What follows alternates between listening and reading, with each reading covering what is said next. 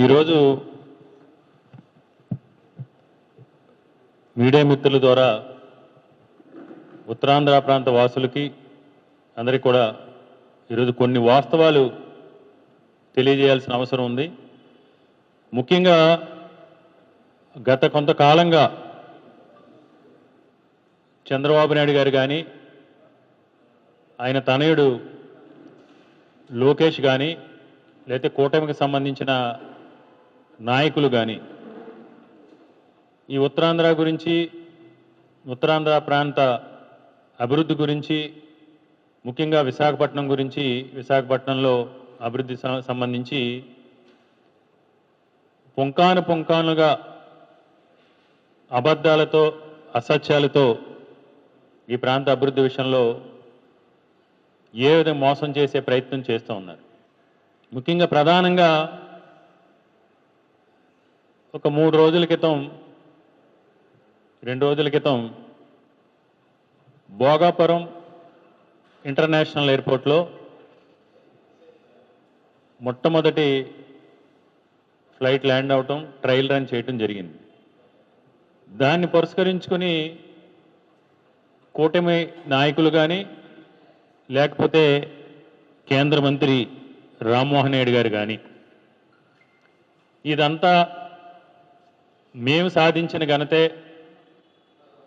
ఈ 18 నెలల్లోనే విశాఖపట్నం భోగాపురం ఎయిర్పోర్ట్కి సంబంధించి ఇదంతా మా కృషితోనే జరిగిన విధంగా మరి ఏ విధంగా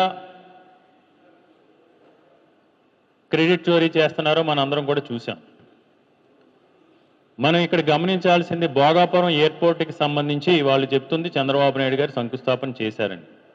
చంద్రబాబు నాయుడు గారు శంకుస్థాపన చేసింది 2019లో ఒక 2 నెలల్లో ఎలక్షన్స్ ఉన్నాయనగా ఎలక్షన్స్కి ముందు ఉత్తరాంధ్ర ప్రాంతంలో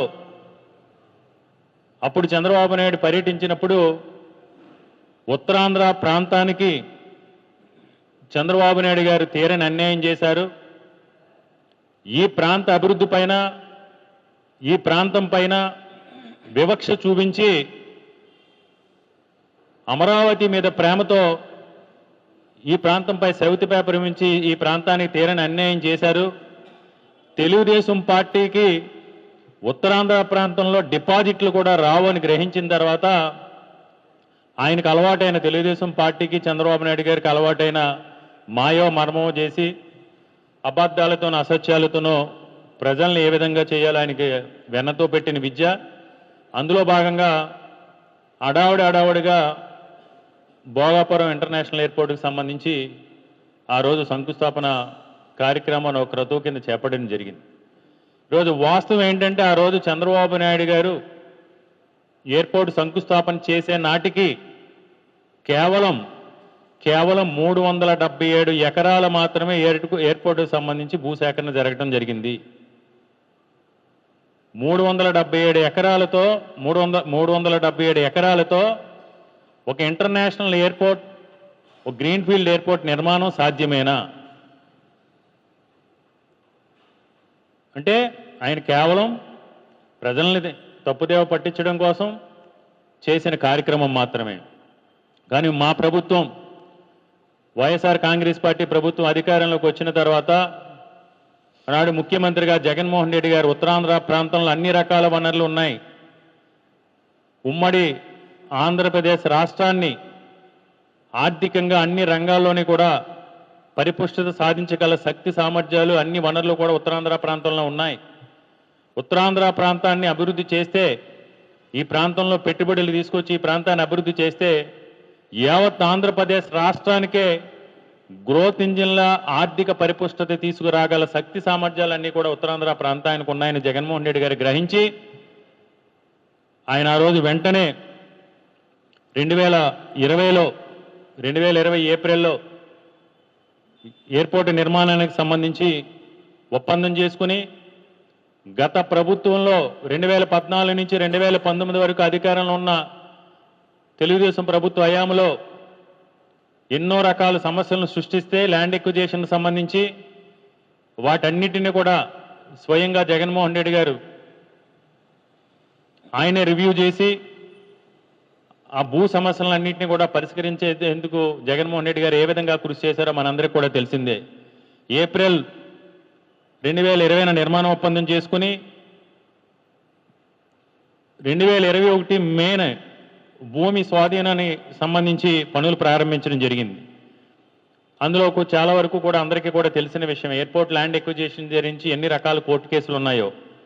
2022 నవంబర్ కల్లా వాటన్నిటిని కూడా రెగ్యులర్గా చాలా క్లోజ్గా మానిటరింగ్ చేసి 2020 నవంబర్ కల్లా ఈ కోర్టు కేసులన్నింటినీ కూడా పరిష్కరించి ఈ ల్యాండ్ ఎక్విజిషన్ సంబంధించి 2022 నవంబర్లో రెవెన్యూ డిపార్ట్మెంట్ వారి దగ్గర నుంచి ఎలాంటి డిస్ప్యూట్స్ లేకుండా ఎన్ఓసీలు జారీ చేయడం జరిగింది. తదనంతరం 2023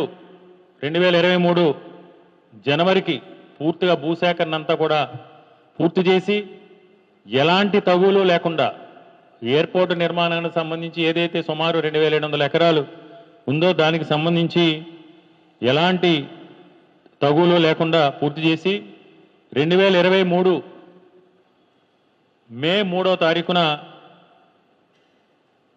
భోగాపురం ఎయిర్పోర్ట్ సంబంధించి జిఎంఆర్ సంస్థతో నిర్మాణానికి సంబంధించి ఒప్పందం చేసుకుని ఆ రోజు జగన్మోహన్ రెడ్డి గారు ఉత్తరాంధ్ర ప్రాంత వాసుల కలని నిజం చేస్తూ ఈ ప్రాంతాన్ని ప్రపంచ పటంలో అగ్రస్థాయిలో నిలబెట్టాలని ఒక సంకల్పంతో ఈ ప్రాంత అభివృద్ధికి నాంది పలుకుతూ 2023 మే 3వ తారీఖున జగన్మోహన్ రెడ్డి గారు భోగాపురం ఎయిర్పోర్ట్ శంకుస్థాపన చేయటం, శంకుస్థాపన పూర్తి చేసి ఆ రోజు మనం చూసాం నిర్మాణ పూర్తి లక్ష్యం 2026 జూన్ నాటికి భోగాపురం ఇంటర్నేషనల్ ఎయిర్పోర్ట్లో ఇక్కడి నుంచి ఫ్లైట్ ఎయిర్పోర్ట్ రన్నింగ్లోకి వస్తుంది. ఇక్కడి నుంచి అందరూ కూడా ఫ్లైట్లు ఎగురుతాయి.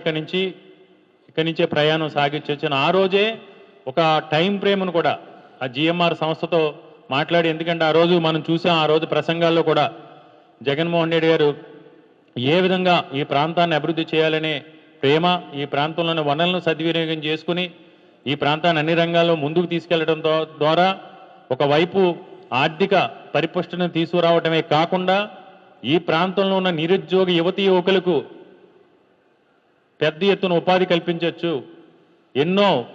ఎన్నో దశాబ్దాలుగా ఈ ప్రాంతంలో వలసపోతున్న కార్మికులకి ఇక్కడే ఉపాధి కల్పించవచ్చు. పెద్ద ఎత్తున ఈ అభివృద్ధి ద్వారా పరిశ్రమలు కూడా తీసుకురావచ్చని ఆ రోజు జగన్మోహన్ రెడ్డి గారు మాట్లాడటం, జగన్మోహన్ రెడ్డి గారు చెప్పిన తర్వాత జిఎంఆర్ సంస్థ కూడా జగన్మోహన్ రెడ్డి గారి మాటని మేము స్వీకరిస్తున్నాం.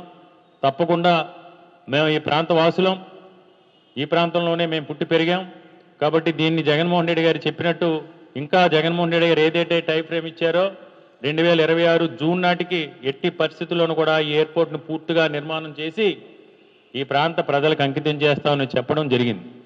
వైఎస్ఆర్ కాంగ్రెస్ పార్టీ అధికారంలో ఉన్నప్పుడు ఎయిర్పోర్ట్కి సంబంధించి జిఎంఆర్ సంస్థకి నిర్మాణానికి సంబంధించి అన్ని రకాలుగా పర్మిషన్కి సంబంధించి అన్ని రకాలుగా సంపూర్ణ సహకారం అందించడంతో పాటు ఏదైతే ముఖ్యంగా ప్రధానమైన అంశం ఇక్కడ ఎయిర్పోర్ట్కి కనెక్టివిటీ. ఇప్పుడు ఎయిర్పోర్ట్ జిఎంఆర్ అనేది ఎవరు కూడా సెంట్రల్ గవర్నమెంట్ దగ్గర నుంచి కానీ ఎవరి దగ్గర నుంచి కానీ ఒక్క రూపాయి కూడా ఎవరికి వాళ్ళకి ఫండ్స్ ఇవ్వాల్సిన అవసరం లేదు.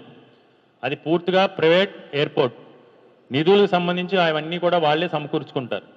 రాష్ట్ర ప్రభుత్వ బాధ్యత కానీ లేకపోతే కేంద్ర ప్రభుత్వం సంబంధించి కోఆర్డినేషన్ చేసుకుని చేయాల్సింది కానీ ఇక్కడ మనం చేయాల్సిందల్లా ఎయిర్పోర్ట్కి సంబంధించి ఇన్ఫ్రాస్ట్రక్చర్ ఫెసిలిటీ, ఎయిర్పోర్ట్కి సంబంధించి రోడ్స్ కానీ ఎయిర్పోర్ట్ నుంచి విశాఖపట్నం నుంచి కానీ లేకపోతే ఉత్తరాంధ్ర ప్రాంతంలో మిగతా శ్రీకాకుళం నుంచి కానీ విజయనగరం నుంచి కానీ లేకపోతే కోస్తాంధ్ర నుంచి కానీ ఎయిర్పోర్ట్కి చేరుకునే రోడ్స్ ఏవైతే ఉన్నాయో వాటినన్నింటినీ కూడా అభివృద్ధి చేసి ఆ ఎయిర్పోర్ట్ త్వరితగతిన సక్సెస్ అయ్యే విధంగా చూడాల్సిన బాధ్యత రాష్ట్ర ప్రభుత్వంపై ఉంది.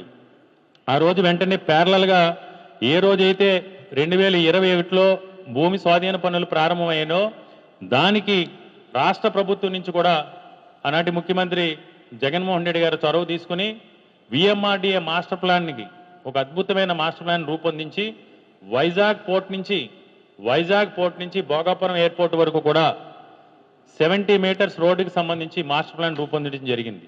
దాంతోపాటు కూడా ఆ ఎయిర్పోర్ట్ వైపు వెళ్ళే ఏదైతే కనెక్టివిటీ రోడ్స్ ఉన్నాయో వాటన్నింటిని కూడా ప్రతిపాదించడం, అది పబ్లిక్ హీరింగ్ కాల్ ఫర్ చేయటం, పబ్లిక్ ఈ ప్రాంతంలో ఉన్న అందరి ఒపీనియన్, శ్రీకాకుళం, విజయనగరం, విశాఖపట్నం జిల్లాలో ఉన్న పబ్లిక్ అందరితోని కూడా ప్రజాభిప్రాయ సేకరణ చేసిన తర్వాత ఆ మాస్టర్ ప్లాన్ కూడా ఆమోదించడం జరిగింది. కానీ మీరేం చేశారు? మీరు అధికారంలోకి వచ్చి 2 సంవత్సరాలు కావస్తుంది. అధికారంలోకి వచ్చి మీరు 2 సంవత్సరాలు కావస్తుంది. మీరు విశాఖపట్నానికి సంబంధించి పెట్టుబడులు తీసుకొచ్చాం, లక్షలాది కోట్లు తీసుకొచ్చామని చెప్తున్నారు కదా, కనీసం ఈఎంఆర్డీకి ఈరోజు నిర్దిష్టమైన మాస్టర్ ప్లాన్ ఉందా? ఈరోజు ఈఎంఆర్డీకి సంబంధించి ఉత్తరాంధ్ర ప్రాంతానికి సంబంధించి ఉత్తరాంధ్ర ప్రాంత అభివృద్ధికి సంబంధించి ఈరోజు ఈఎంఆర్డీ దగ్గర కానీ లేకపోతే మీ ఎంయూడీ దగ్గర కానీ ఒక నిర్దిష్టమైన మాస్టర్ ప్లాన్ అనేది ఈ రోజు వరకు కూడా మీరు రూపొందించారా? లేదు. అంటే ఎంత దౌర్భాగ్యం, మీరు ఎంత మోసం చేస్తున్నారు ఈ ప్రాంత వాసుల్ని. కనీసం ఎయిర్పోర్ట్ కనెక్టివిటీకి సంబంధించి ఎయిర్పోర్ట్ రోడ్ ఏ విధంగా వస్తుంది, లేదా ఎయిర్పోర్ట్ నేషనల్ హైవే కానీ లేదా ఎయిర్పోర్ట్ విశాఖపట్నం పోర్టుకి సంబంధించి కానీ అంటే మీకు చిత్తశుద్ధి లేదు. ఇది ఎంత ఆశ్చర్యకరమైన విషయం ఏంటంటే ఈ రోజు వరకు కూడా భోగాపురం ఎయిర్పోర్ట్కి సంబంధించి ఈ విధంగా ఎయిర్పోర్ట్ కనెక్టివిటీ రోడ్స్ వస్తున్నాయనేది కనీసం మాస్టర్ ప్లాన్ కూడా ఈ ప్రభుత్వం ఈ రోజు వరకు రూపొందించలేదు. ఈఎంఆర్డీకి సంబంధించిన మాస్టర్ ప్లాను ఈ రోజుకి కూడా డ్రాఫ్ట్ మాస్టర్ ప్లాన్ కిందే ఈ నెలలో కూడా ఇంకా స్టేక్ హోల్డర్స్ మీటింగ్ కంప్లీట్ చేయాల్సిన అవసరం ఉంది.